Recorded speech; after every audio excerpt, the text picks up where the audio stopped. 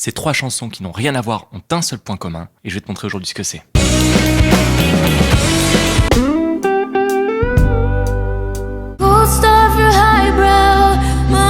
Quand on les écoute, tout les sépare. En termes de style, d'arrangement, d'interprétation, pourtant, elles ont bien un seul point commun. Elles sont toutes écrites en 6/8. Alors le 6/8, c'est une signature rythmique. Une signature rythmique, juste en rappel, c'est ce qui va nous permettre de déterminer combien il y a de pulsations dans une mesure et à quelle valeur ces pulsations font référence. Une pulsation, c'est ce qui nous permet de jouer en rythme. Elle peut être interprétée par un métronome, par un batteur, c'est ce qui va permettre l'avancée d'une chanson. Un 6/8 signifie donc qu'on a 6 pulsations par mesure et que ces pulsations font référence à des croches.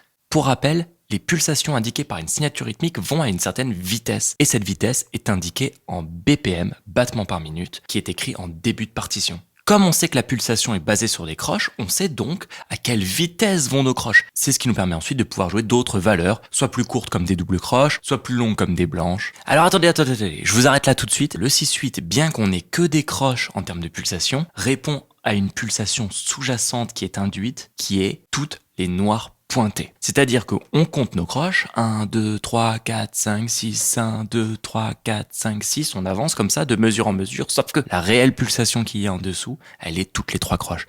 1, 2, 3, 4, 5, 6, 1, 2, 3, 4, 5, 6, 1. Quand vous écoutez les batteries des morceaux que je vous ai présentés au début, qu'est-ce qu'elles font ? La grosse caisse est sur la première croche, la caisse claire sur la 4e croche.